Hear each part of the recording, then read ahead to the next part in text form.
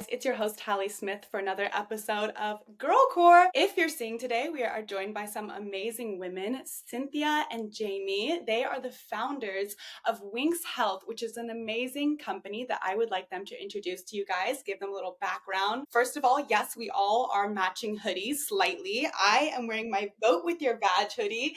These are very important. Obviously, they signify a lot of important things coming on this week with voting. But I'm going to let Cynthia and Jamie take it away and introduce Winx Health to you guys. Thank you so much for having us during a very important week. Winx Health is a vaginal and reproductive health brand, and we provide products for at-home UTI testing, yeast infection testing, treatments, as well as sexual health essentials like pregnancy tests and the morning after pill. We also do a ton of sex education on our site Real Talk. Everything is medically verified, medically accurate, sometimes even legally reviewed.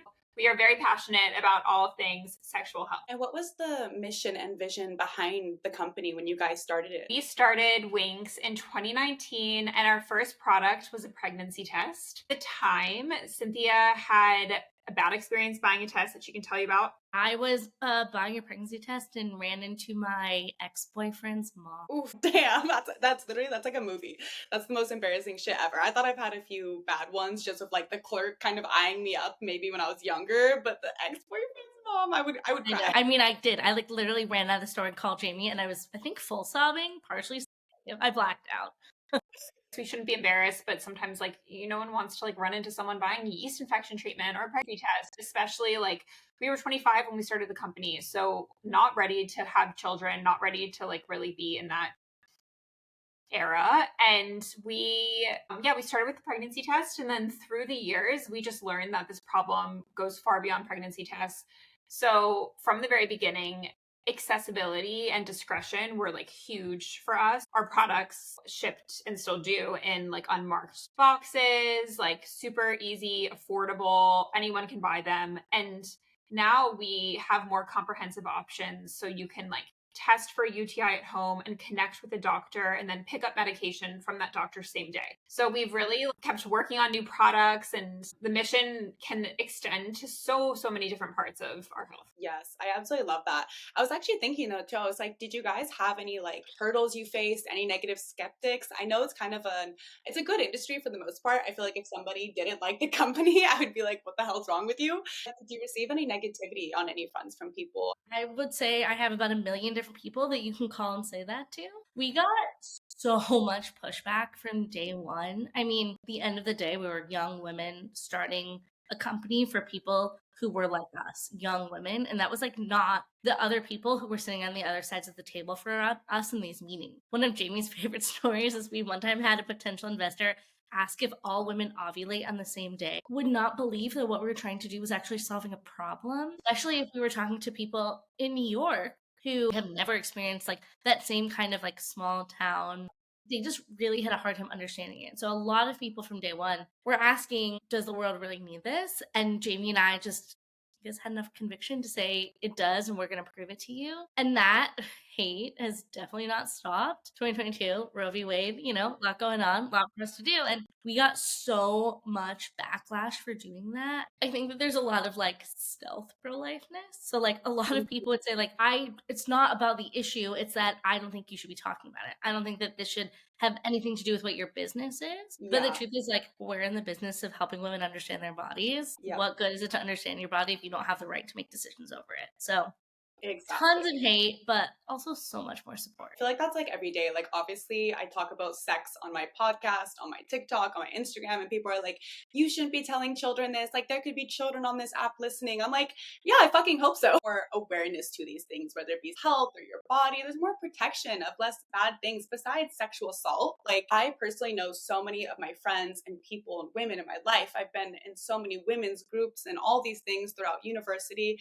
And the biggest problem is just just people don't know. Like when you're a young girl, you don't know you shouldn't let a guy hug you if you don't want them to, or touch you in places you don't want them to. And that's just with strangers. And then it goes on to the next boundary of it being your partner. Like I get DMs all the times from girls being like, my boyfriend keeps trying to kiss me, but I really don't want him to do anything else. He's always trying to grab, he's always trying to do more. And I'm like, that's not okay. Like this is why I talk about these things, because sometimes a girl just be like, well, maybe that is what you're supposed to do. Maybe it is normal to experience this. Whereas like, it's not normal to have to feel so much shame when you just want to pick up a pregnancy test and not be looked at by your ex-boyfriend's mother like you're a complete slut because you're with somebody new. And as you said, a lot of stealth hate. I think that's the hardest part too, is even when you see like your friends and maybe people you know kind of like unfollowing. I can see definitely from you guys as such an innovative brand behind a lot of amazing things. There's definitely a lot of backlash and also just misinformation. Like to think that all women are ovulating on the same day. I grew up with a lot of sisters, and obviously singles can link.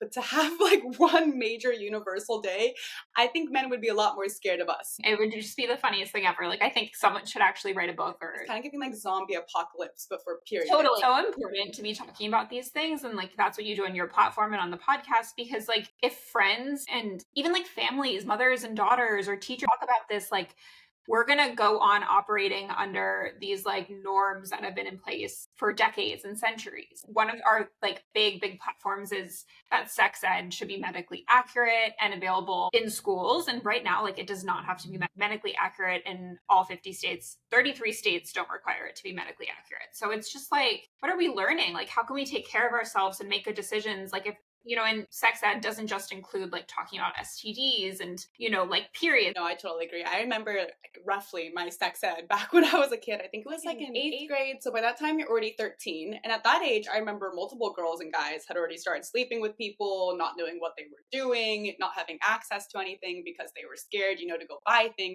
or try to get contraceptive. And roughly we all know of Planned Parenthood, like in the back of our minds as young kids, but like who has access to go drive to one? Like I lived in a small town. I cannot even tell you in that small town where a Planned Parenthood would be. And if it was, I think now that I think about it, I think I drove by a protest actually like a couple months back outside of that one near my small town. It was so public. If any young kid tried to walk in there and buy something in our neighborhood, in our school, like everybody would have known, because there's no like, it's not like a private, you know, back alley door. Like there's one in Santa Monica that's like really tucked in and it's so cute just for like that type of access because it's kind of private. But most of them are just broad daylight right there. And like that's the biggest issue too in sex education. I think we had like to put on Post-it notes, random questions, something a little bit too, as my teacher would say, TMI. She just wouldn't answer it. She was just like, I don't think this is appropriate to be discussing these questions. She was like, these questions are more just about like if you're getting your period or if your voice is cracking. But I was like, sex ed's supposed to be like sexual education. I just remember even as a kid being like, I think something's missing. Luckily I had older sisters, so if I had questions, they were there. When we were growing up, like when we were all young, I mean, I don't know. I definitely was not like talking to my friends at 18 about sex, at least not in like a real and meaningful way at all. And then I feel like this day of age, like the youth can go to the internet, and you did some TikTok recently around like slapping during sex, and you have to ask before you hit somebody. You have to ask before you hit. The internet makes things seem like normal and then makes you feel weird if you don't think things are normal, right? So it just like saying it some more. So like having these like open conversations here or on TikTok or like through the work that we do is so important. Yeah, most definitely. Especially because of that. Like it is so mainstream. And I get a lot of comments on like my TikToks being like, I'm so grateful for you because I do not have to watch like porn videos to educate myself. Because like watching porn, you're not gonna really learn anything about consent or what's right or what's wrong. And like especially for the female orgasm, you're not gonna learn shit from porn, because also like our workings, our things are so internal, you know, the vagina has a lot of different nervous systems and things going on. So on camera, it might just look like they're sticking their fingers like to finger the girl in and out super rapidly fast. And then a guy's like, yes, that is how I make her come. And she's like moaning and screaming and everybody's like, oh my God. For the guy, it's a little easier for us girls to learn how to, you know, maybe if we want to please our partners by sucking dick from watching porn, because it's pretty obvious what she's doing because everything's very open. But for females, if a guy's trying to learn from porn, he's missing out completely on the idea of how to make a female orgasm, which is why I like to talk about, you know, when you're trying to get inside there, find the G spot, 2 inches up, these things, like exact literal, like a treasure map to how to find the orgasm. It's so important for women to know about this so they can educate their partners, but also it's important for men to be watching your content because you're not going to learn from porn. And like by now, I would hope that men who are experiencing sex for the first time, learning about it from porn, are aware of that. I think it just all starts at having conversations with your friends. I find like when I first started posting the videos, guys were kind of more shy to be there, to be in the presence. They felt like my page was kind of more female dominated, but then it started trickling in. The more the males were DMing me, like, how do I make her orgasm is usually just their main question. And I'm like, oof, guys, like that is a loaded question on how to make a woman orgasm. Like, it's sad to say, like, guys are so much easier, and like a woman, like I have to like create a 20-step program, and I'm like, this could be for one woman, but it could be very different for each other woman. It's like, it's just like that. Like on TikTok too, the videos, like girls being like, ooh, I love when he slaps and things like that. And there's so many videos about that, being like, ooh, I love when it's rough, like these relatable videos. And then it kind of puts that into guys' mind, like, because they have no other access, they just see that one TikTok and they're like, okay, yeah, slap her, slap her. But then I was like, wait, hold up, guys. We need to clarify, just like when you're a kid, you don't just touch somebody without their consent. You don't just hit somebody without their consent. And like normalizing having that conversations like with a partner too, right? Like our bodies are so complicated and they're so different. To your point, exactly, like you can create a 20-step roadmap for one woman that would never work for another, right? Understanding, I feel like we have to like understand our own bodies first so we can like communicate about them and like communicate them broadly and smallly, like in all the ways. Another thing that we see all the time on TikTok that drives us a little crazy, advertisements for supplements or things that like make your, it's so like, it's just awful to see because it feels like we're going back like farther and farther. Like there should be so much education that a vagina is not supposed to taste like a pineapple, and that like you shouldn't be with someone who makes you feel self-conscious about how your vagina tastes. It's like another really dangerous, like there are so many pros to using TikTok to educate ourselves. Like we do tons of sex education on TikTok, but there's also like the side that like you can get on the wrong side of TikTok and be really self-conscious about how your vagina looks or how your vulva looks. It can feel demoralizing to see content like that performing. And then you make them feel bad and isolated because you're talking about how like they're not going to want to go down on you. I don't care what your religion is or how strict, morally conservative, Republican, whatever you are. At the end of the day, everybody enjoys sex and everybody deserves to have fun. And I get so many messages from Muslim girls and very religious girls being like, I've never done this before. I don't ever want to do it with anybody else. I just got married and you make me feel so much more comfortable. And I'm like, that's what it's about. You don't want to shame. Like, I would never want to leave out anybody, which I feel like is what you guys do all the time with your brand by including every possible way that could go wrong. If you need a plan B, if you need protection, if you want to check on your vaginal health, like you have every option to get that help. Yeah, our whole mission is to really just drive confidence. What you said about not alienating someone based on their politics or their background really resonates. Like that's why we want to start with education first and foremost, and like let people discover these things on their own and come to us if they have questions. And that's the thing too, like when you're selling these type of things, you're selling it with like a good intentions. You're not selling it because women make your pussy taste better because it tastes like shit. Like that's not a good thing to say. I always tell people that too. I'm like, guys, pineapple actually does pretty much nothing. Actually, you're adding more sugar. It actually can create more problems. You want probiotics. You're better off just eating some plain Greek yogurt. But no, I think at the end of the day too, it's also like hard for some younger people to remember that this is also marketing. You know, these people are selling these, you know, pineapple flavored depositories that you put in your coochie because they just want to make money. They're not actually caring about the science behind it. You're a brand that actually has science. You guys are tested. You guys are for women's health, whereas some of these brands are just for a paycheck, not actually for women's health and not with the best intentions in mind. Whereas I love you guys and wanted to have you guys on the podcast because I'm like, this is an authentic brand. Yes, there's like fun products that can make the bedroom fun, but they're not supposed to like replace or fix a problem. For people who are out there buying women's health products, like a lot of the products that exist today to test for an infection, to treat something that you can buy at the drugstore, those are all regulated products by the FDA. And if a company is selling something that seems off, like you can look into that and see if it is like a safe product for you to use. I think for sexual health and vaginal health, that's like one side. And then there's, of course, like tons of fun pleasure products. And like for those, like you can do, as long as it's safe, like you can do whatever.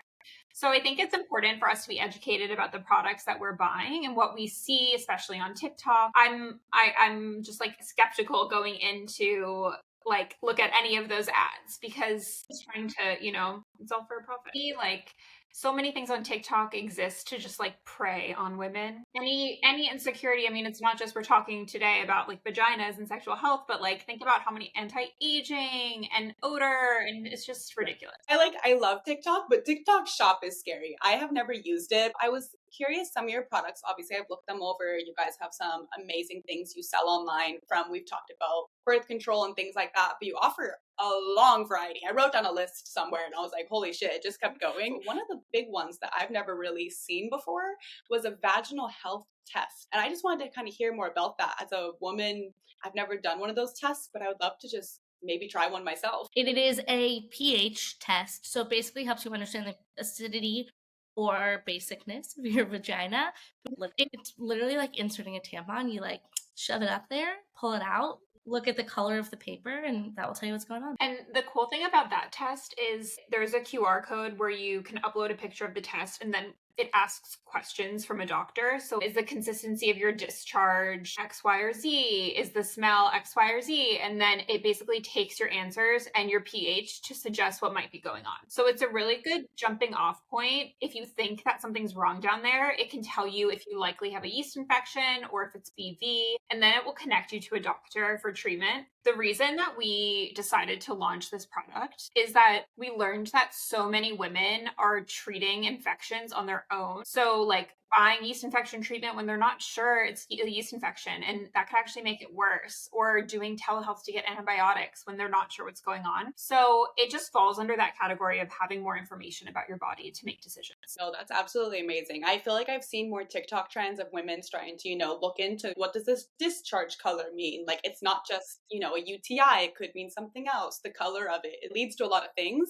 But I love the vaginal health kit because I have wanted to check into like the discharge colors because at times, you're like, this is a little questionable. I don't know if it's like my period or like what's going on. Have an answer. Like I'm too lazy to do all the research sometimes. pH test, I feel like I remember doing that as like a kid in science class. I was curious, is it discreetly like shipping, packaging? Like in case I know lots of people are a little bit younger and are always asking me how they can get this stuff, but they don't want their parents to see it or their roommate, their partner. Everything is shipped in a very like plain box. The return label doesn't even say our name. It just says WH, and everything's super discreet along the way. It doesn't show up on your credit card statement as Winx Health. We also deliver and are available on GoPuff and DoorDash, which are like on-demand delivery services. Yeah, which do like super, super well, especially in college towns. And that's another way that you can get these products discreetly because it'll just come in like that GoPuff bag that you see or DoorDash. Yeah, and our goal is to be, in every single store that will take us. Our packaging is like not that like super dated, obnoxious, like in your face. It's just very simple. It's very clear. We say exactly what the product does on the package. That is so good. I love that because I know that's always just like the biggest fear that people have. So for all these products, like do you have anything you offer complimentary? I saw you actually have an amazing like $10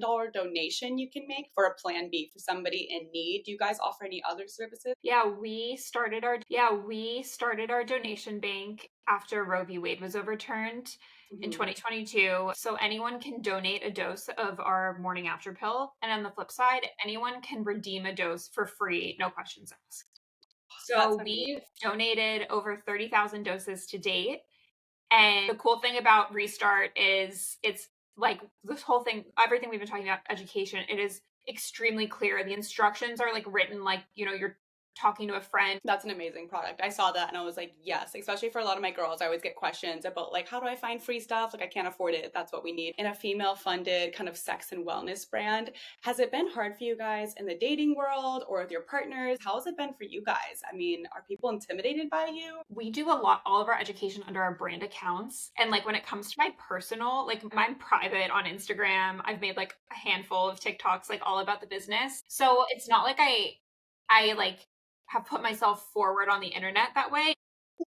When I was dating at the start of the business, like there were some, like I remember being on first dates when they say like, oh, what do you do? It's honestly a really good test to see if like someone's a good guy because like either they're like, that's so cool, that's so important, or they're like, anyway, like they don't want to talk about it. And then I did, like, back in the day, in maybe like 2020, we were doing ovulation tests, and I did like an ovulation test diary where like every day I talked about like if I was ovulating and like how I was feeling and like if I had had sex that day. And I was on, I think it was a first date, and he was like, yeah, I Googled you before and like I read your ovulation test diary. And I was like, okay, like it starts some like conversations that you wouldn't typically have. But I would say it's like a good test to see if someone is like going to be a supportive partner. Obviously, everybody does a little stalking before they go on a date, but to read your ovulation, I would never admit that. I'd be on the mom's Facebook page, grandma.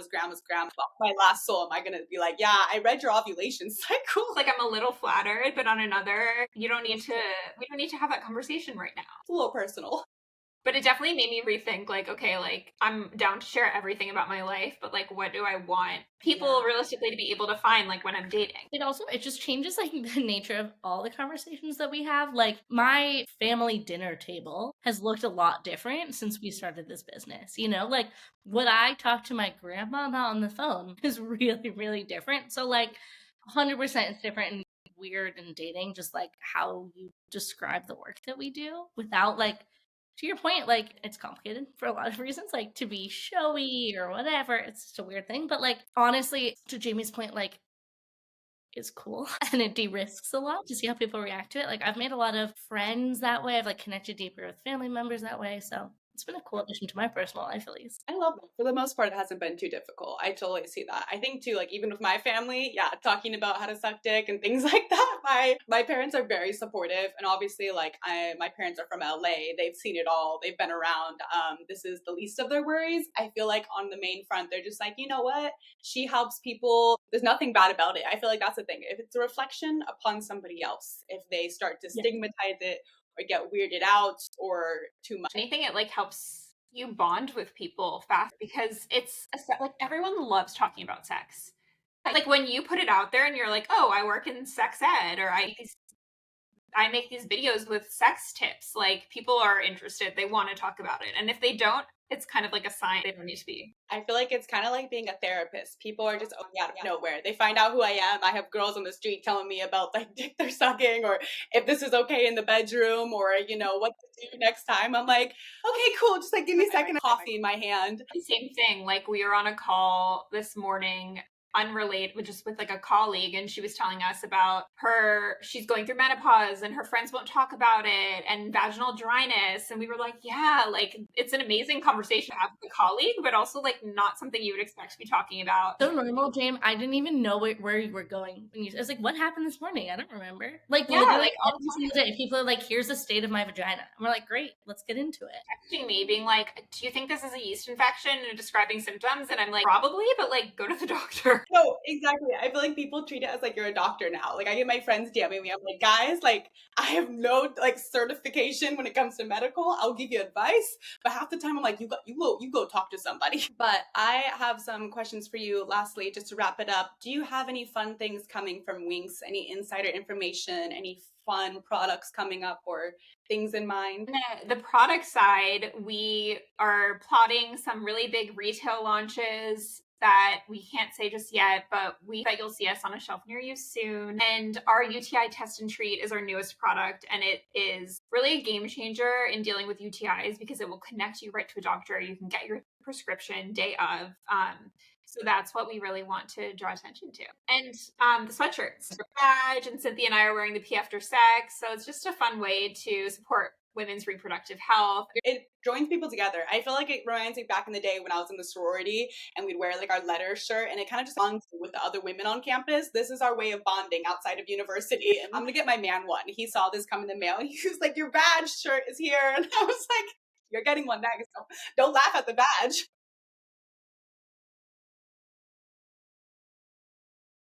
It is. My man is Swedish, but I will still make him. I'll get him out there supporting it for us. He can't vote in his country. I'll make him vote there. Oh my gosh. Well, thank you so much, Cynthia, Jamie. This was such a fun discussion, and you were an amazing guest on my podcast. This was so great to talk about. And I hope everybody else, my listeners, had a really good time. If you guys have any products or fun things you think that Winx would love to have and add to their arsenal, because they have a collection. Guys, look at their website. I will link it all below for you, all their handles and things you can find these services below. It's amazing. Thank you so much for having us on. Thank you, and I'll see you guys next Sunday for another episode of Girl Core.